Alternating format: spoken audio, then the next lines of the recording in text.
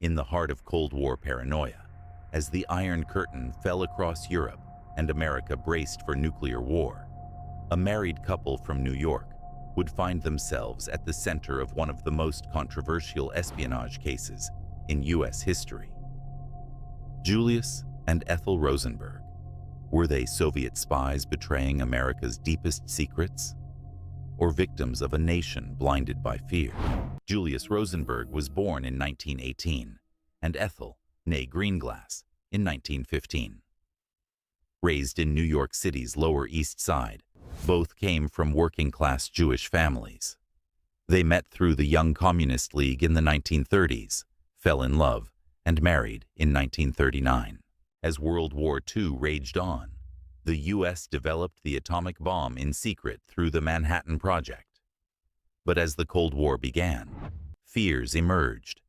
Had Soviet agents infiltrated the project? The answer, according to the U.S. government, was yes.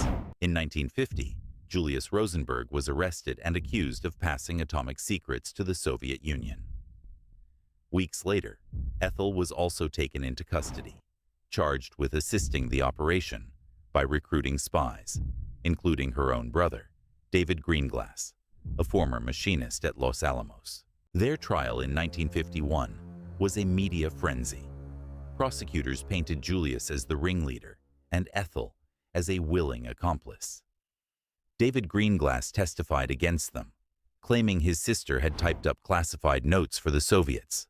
But questions swirled. There was little physical evidence, and much of the case hinged on witness testimony, especially David's, which many believe was coerced or false. The Cold War climate was suffocating. America feared communist infiltration everywhere, from Hollywood to the White House. The Rosenbergs became a symbol. To some, they were traitors. To others, they were scapegoats, used to send a message. Worldwide, protests erupted. Prominent figures like Albert Einstein and Pablo Picasso called the trial unjust.